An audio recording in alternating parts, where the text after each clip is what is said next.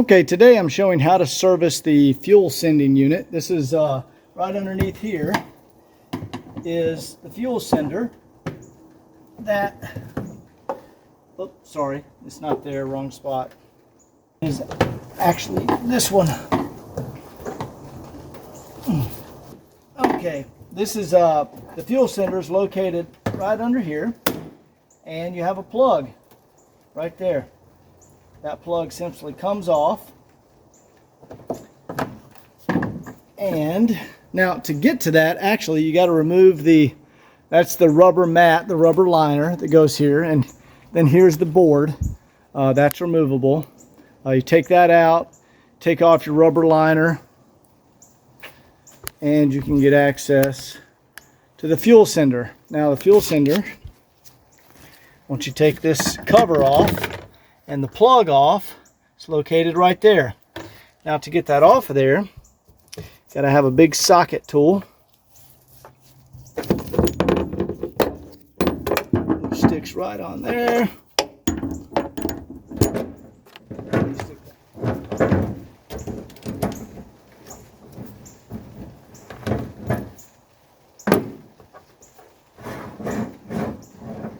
And then you can remove the fuel sender. Now diesel is going to drip out of it.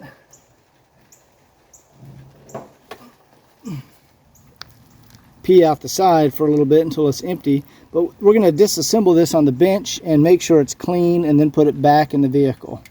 So I'll let this sit here for a minute while I clean up some of the diesel I spilled. Alright, we have our sender, and I've just got some modified pliers that I can use to get down in there and undo the nut on the end.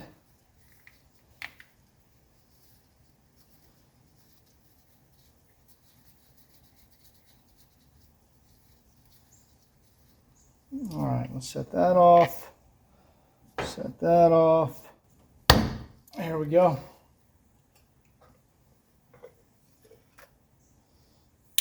Okay, this fuel sender is actually incredibly clean. We don't need to do anything to that. Wow, it's like spotless. Someone has probably already cleaned it before. It's actually spotless, and even the tube is spotless. There's nothing to clean here. So I just always like to check that. So we'll go ahead and reinstall this in the car. Let's put it back together. I wish I at least found something to clean up, but oh well.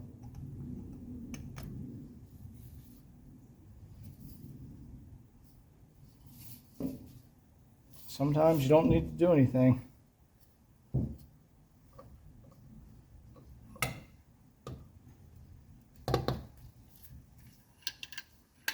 Yeah, you hear it?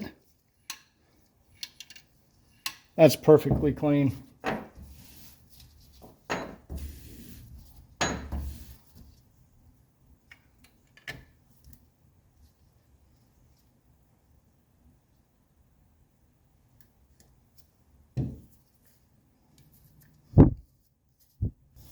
All right, we're literally going to go just install this back in the car.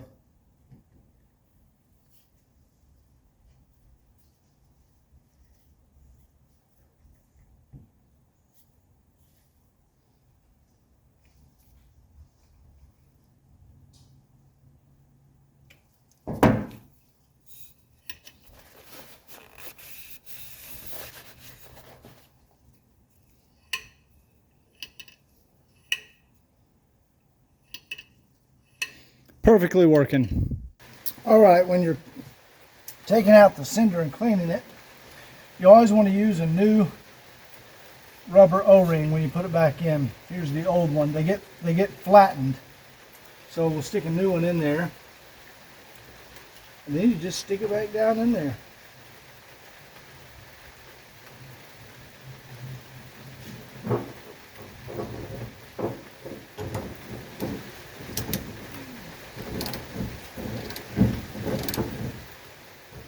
Alright, once you have the cap back on and the plug reconnected, it's very simple to put this mat back in there. This rubber mat. It just sits right down in there. And then on the sides here, see if you guys can see this. There you go. On this side over here, and it's the same position over here, you have a little bracket that just clamps in place there. There you go. It is just a little bracket, looks like that. And it literally sits right there, and then the board can rest on the top of it. See if I can put in one of the screws. But they kind of serve two purposes. They also hold in the this rubber mat that covers your fuel cylinder and all that kind of stuff. And this mat helps with any kind of diesel smell you would get that might be coming from that area after you service it like I just did. This kind of covers all that up.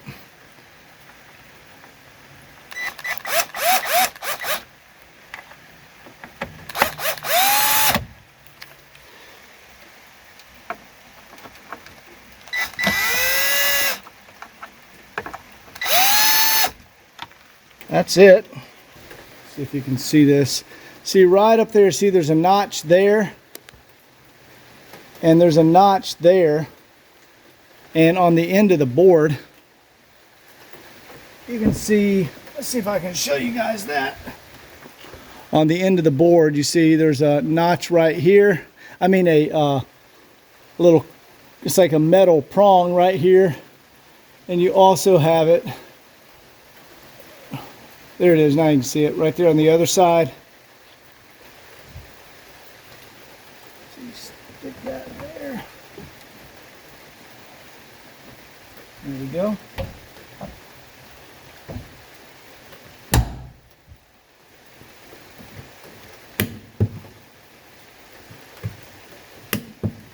And there you go. That's back in there. And there you go. That's how you service the fuel sending unit in a wagon. This one actually didn't even need to be serviced, but I checked it and it was super clean, so I just put it back in there. Okay, I'm done with the fuel sender. What I did a minute ago, I drained the radiator and just refilled it with some fresh, this is the good stuff, Zurex. Sounds like a pharmaceutical drug, but whatever. I think, and Mercedes just released a new bulletin. They're changing to an even different kind now, but this is what we've been using for years, Zurex G05. You can see it's all fresh in there now. It's hard to see because it's like the same color as the tanks on these cars. Next, we're going to go ahead and drain the power steering fluid. Well, it's actually ATF fluid. That's what Mercedes used in here. And we're going to change the filter in there too, the power steering fluid.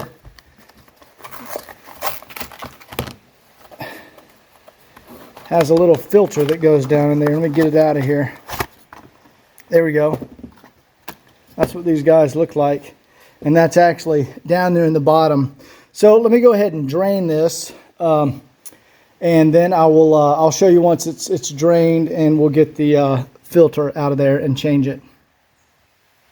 All right, now we're just going to go ahead and change the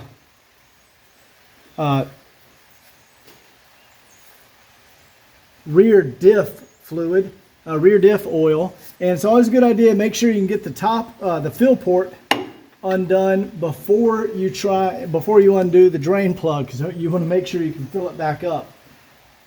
And I can tell someone's already been in here because it looks like they put some marks where they filled it up last time. Let's see if we can get this guy out of here. All right, there's our fill plug came loose. Let's get our drain plug loose.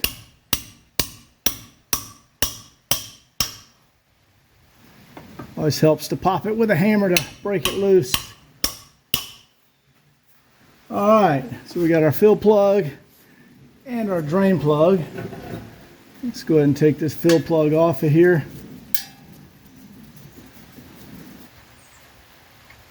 Oh, yeah, that looks fantastic.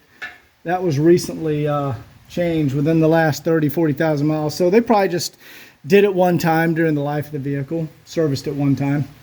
It only has 77,000 miles on it. So we're going to go ahead and service it again. Always like to put a little pipe sealant on the drain plug.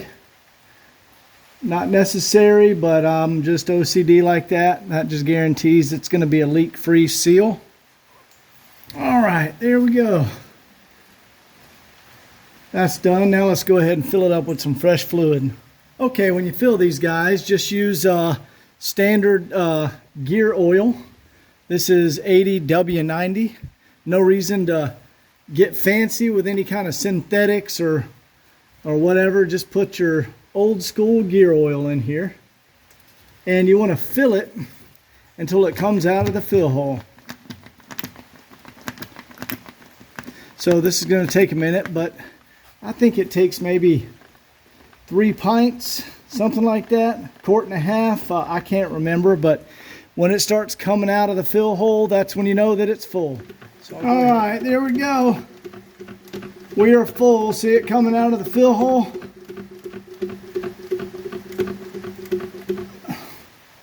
So that means we want to fill it back, or put our cap on.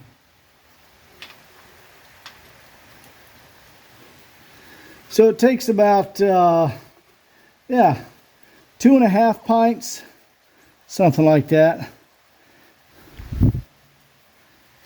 That differential is serviced. Now let's go back up top, finish the power steering and the brake fluid. Almost forgot while we're under here, we want to go ahead and drain the oil so we can change the oil and filter.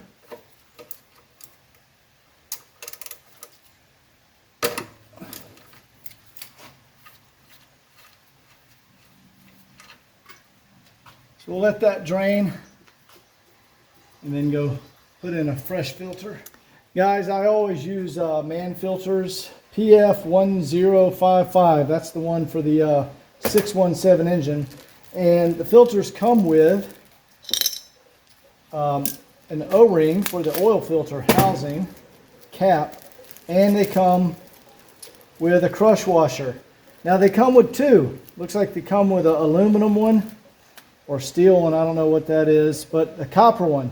You only want to use one of them, and you want to put it on your old, on your drain plug. You want to get the old one off of there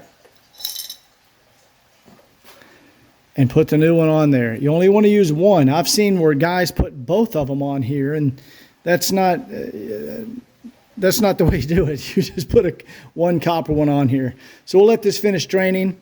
And then here's the gasket, little O-ring seal for the oil filter cap. And let this finish draining. We'll put our plug back in there and go up top. All right, let's go ahead and get this oil filter in here. So to do that, there are 2 bolts. Or 2 nuts that you need to undo.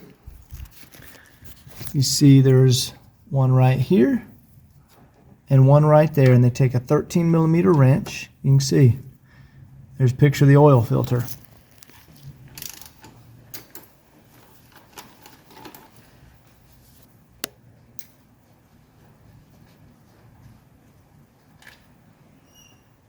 There we go.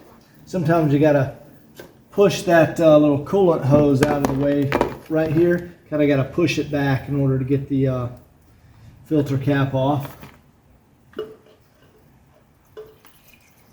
And we'll let that drain for a second so we don't make a big mess. We'll just go right in here.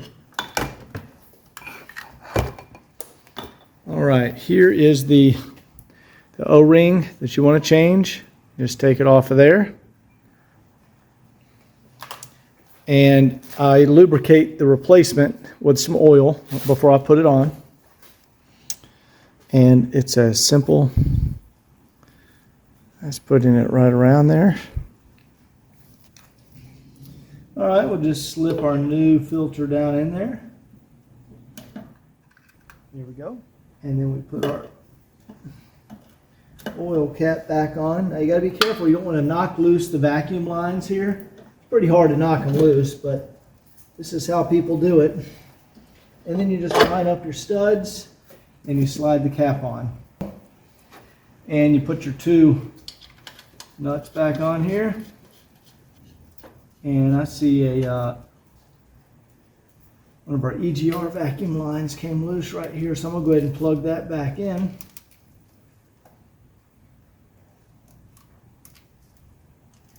There we go. When you put these, screw these back on, they're on studs, and the studs are just pressed in. So you do not need to crank this down. That little O-ring does all the work. There you go. That's as tight as you want to go.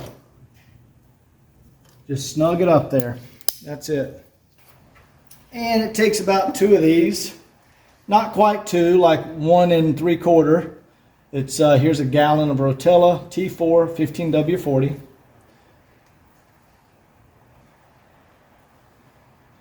I put in like a gallon and a half. Then I start the car, get the oil pressure up, let it run for like 10-15 seconds to circulate through the engine. Then I turn it off and I let it sit for like 10 minutes so all the oil drains into the pan. And then I go ahead and top it off after checking the dipstick. I see how much I need to add. All right. We'll go a little bit more. And then we'll see what our level is. But let's go ahead and finish our power steering service first. Still need to drain this fluid. Actually, we're going to fire up the car. And what I do to drain the fluid, I just pop one of the lines loose and put it in a bucket, and it just pumps out all the fluid real quick, and then you can refill the reservoir and change the filter. Okay, once all the fluid is out of there, you can see that filter down in there. Let's go ahead and pull that guy out. There we go. All right, so you can see there's our old filter and new filter. This one actually wasn't that dirty, so I can tell that someone's maintained the vehicle and changed that filter. So let's go ahead and put in our new one. Slip it right down in there. And put our spring back on there, and this is like a weird washer they use. Oops.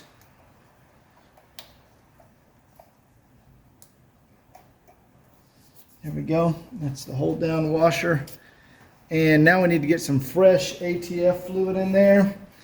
What you want to use is you can use Dex Merc. You want to make sure it is, there you go, Dexron 3 Mercon. I don't know if you guys can see that, but it says Dexon 3 ATF. Just old school ATF.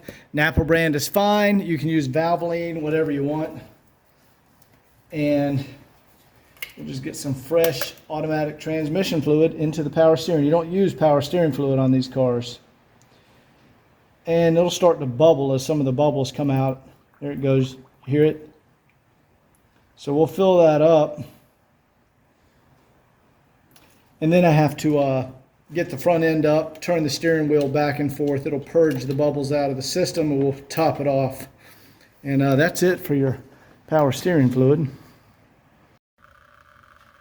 All right, what we're doing now is the old gravity bleed method. See, I had a hose hooked up to my bleeder on the brake, and we're just gravity bleeding some of that old fluid out of there. And then once our reservoir gets pretty low, we're going to fill it up with fresh fluid and then gravity bleed fresh fluid through there. Okay, we got the car back down on the ground, and we see we have fresh brake fluid. Just filled it up. Actually let it drain through a couple of times and filled it twice just to flush any old brake fluid through the system.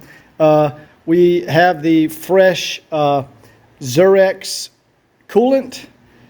We have the ATF fluid. We serviced the diff, 80W90, and we have fresh oil and filter in there. So now I'm going to change the main fuel filter, and let's see if we can get to zoom in on that pre-fuel filter. Actually, that one looks pretty clean, but we're going to put a fresh one on there anyway.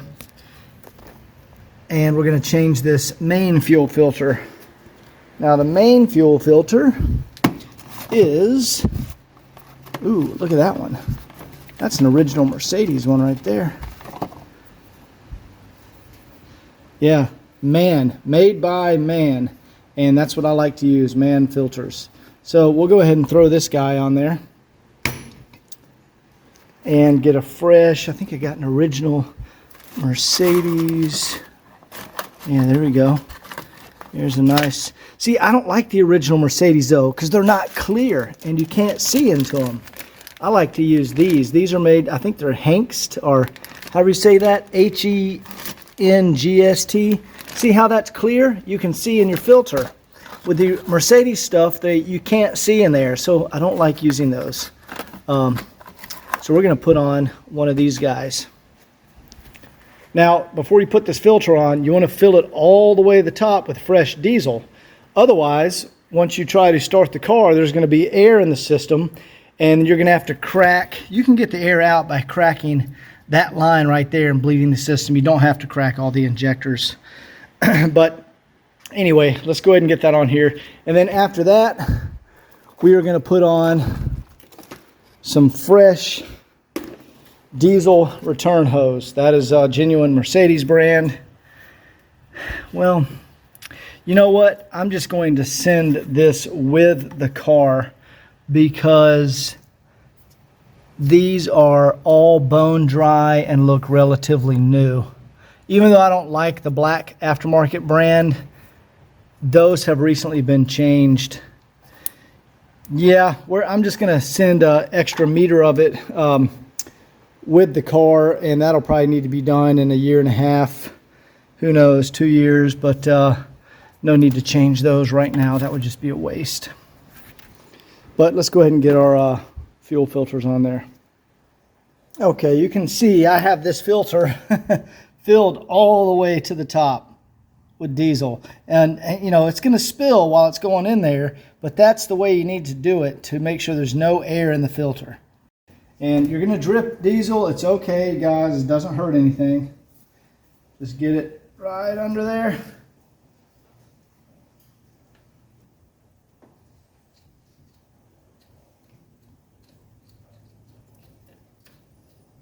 Got it. I didn't spill too much. Now, you tighten that back down with a 24 millimeter, and you just tighten it until it bottoms out.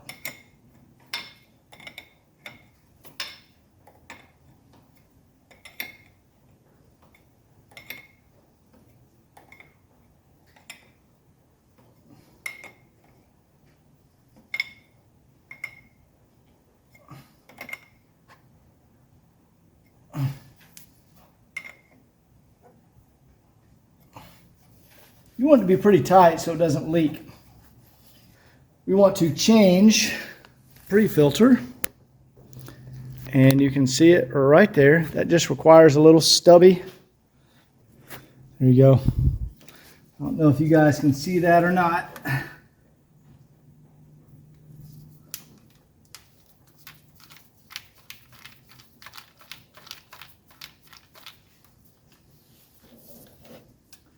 So we got that loose now. And again, you're going to spill some here. That's okay. We pull that side out. And I'm actually going to plug this one right in. This is where you spill it when you pull it out of this side. So I'll try to keep one thumb over it and then pull it out. By keeping your thumb over it, it keeps it from coming out the bottom. But now we got our fresh one on here. Here we go.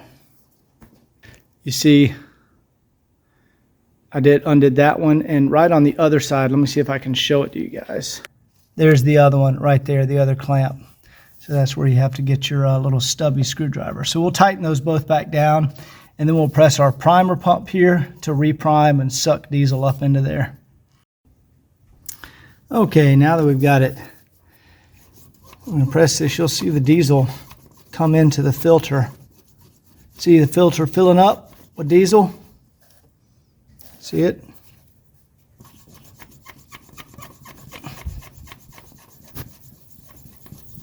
There you go. See our filter now? See how it's filled up with diesel? So we got both of those changed, and it is now time to fire up the engine and make sure there's no air in the system.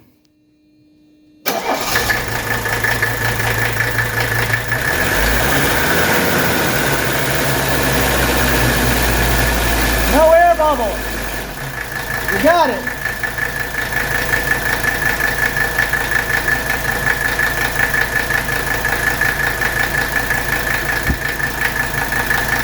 Look how smooth that engine is.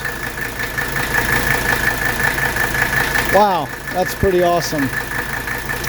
All right, what we're going to do next is check our air filter housing bushings. All right, I can feel a bushing. We have a missing bushing right here on the back side. So we need to go ahead and remove the housing and put in the correct bushing. See how it's a little loose? That's because we have a missing bushing. All right, here's a quick lesson on how to get this air filter housing off. First thing you do, you just pull this a little sideways and that pops off. And then you can turn that vertical. Then we undo our latches, because we're also going to be replacing the air filter on this car.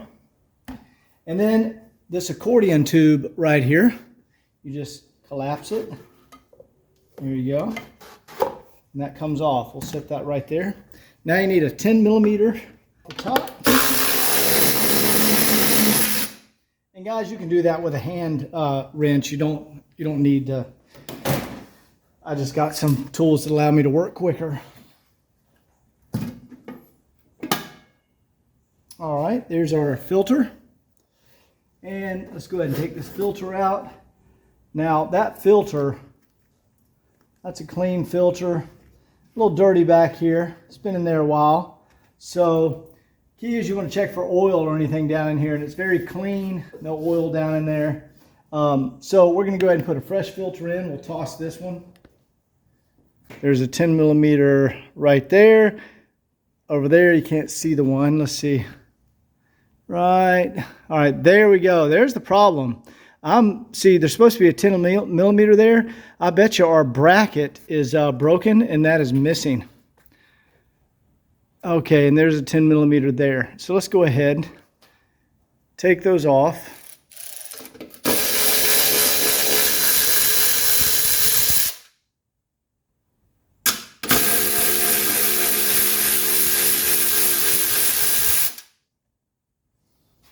All right, now to get the housing off, there's one last thing.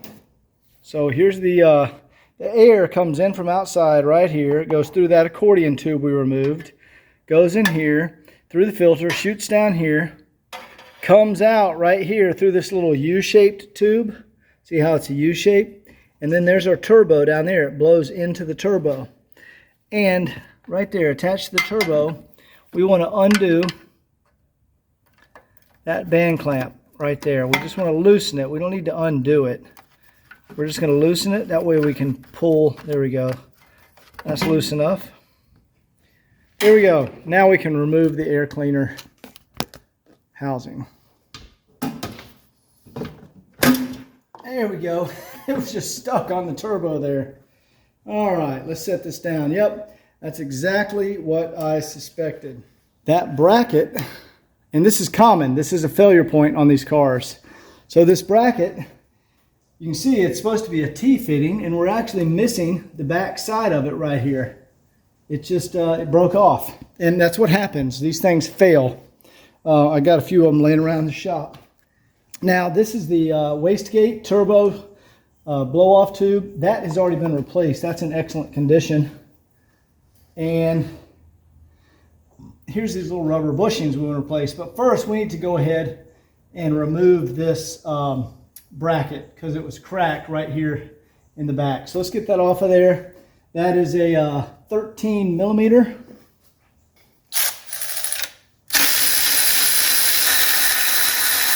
Right here, that is a 10 millimeter. That's actually the turbo oil tube is secured right there. So we'll take that off.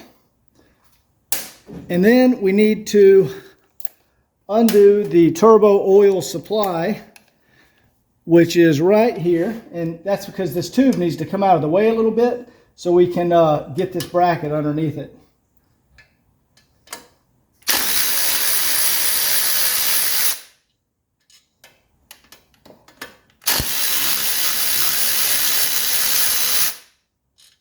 All right, there we go.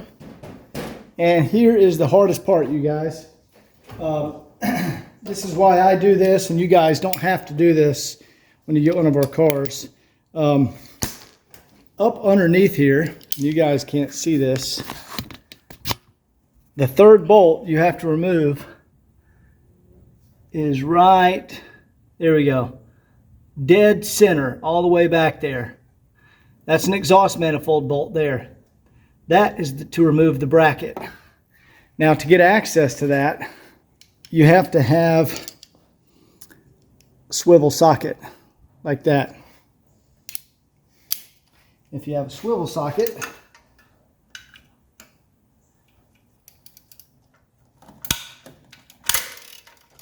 there we go.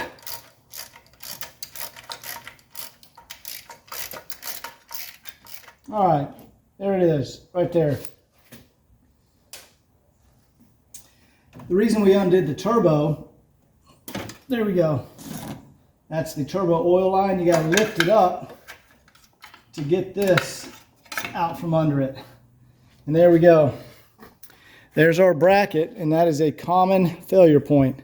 They crack right there. They'll last several years, but they eventually crack and you have to change them. So let's go ahead and order a new one and get it back on this car. All right, we have our new air cleaner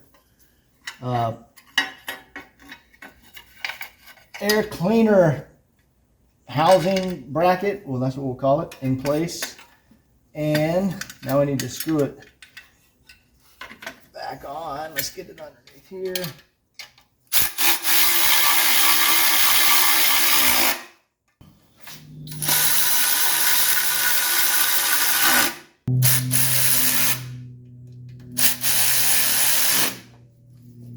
All right, we have our cleaner reattached. Now let's put our new rubber mounts on.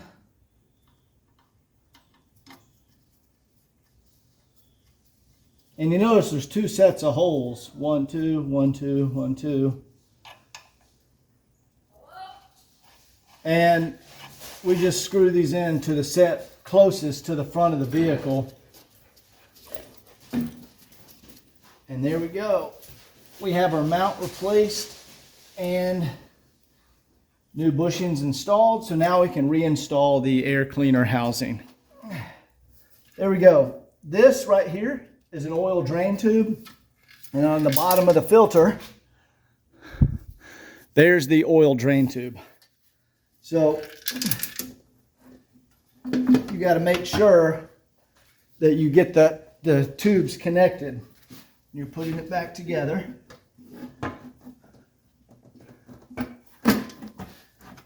So we slide that back on there. We can reach under with our hand.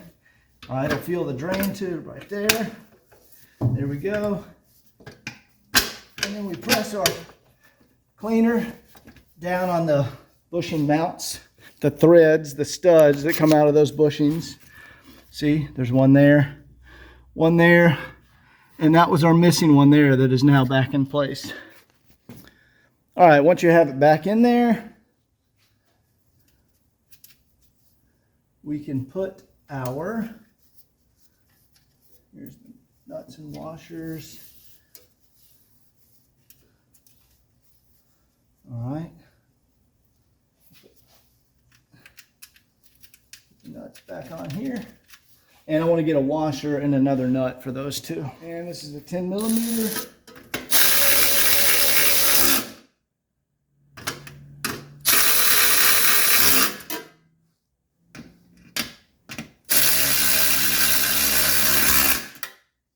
All right, that is now securely connected.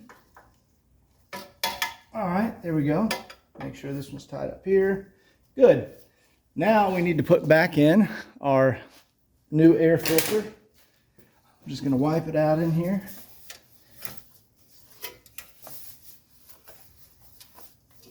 Make sure it's nice and clean. There we go. There you go. There's the one I like to use. Man air filter. Here we go. There's our fresh air filter. And just put it around here. And push it down there. Now let's put our lid back on.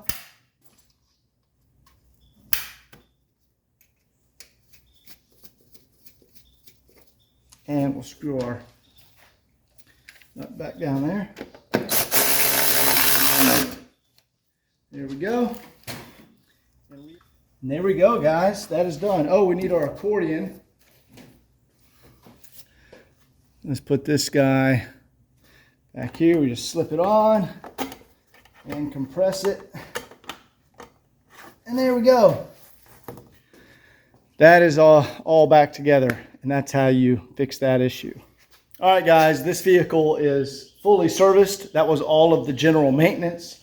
Every fluid, mounts, hoses, return lines, filters, all that has been taken care of, and this car is all done.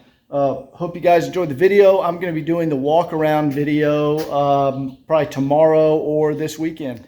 So I hope you enjoyed this 11 or 12 part series. I don't know how many videos I did on this 1983 300 TD wagon. One of the lowest miles wagons in the country, a little over 77,000 miles, and one of the nicest wagons in the country. And this one is fully sorted. You can see how long I spent on it and every detail that I did in the video series on the website. So please hit subscribe and like on the YouTube video. Go to the website, woodsandbarclay.com, and we'll see you in the next video series. Take care.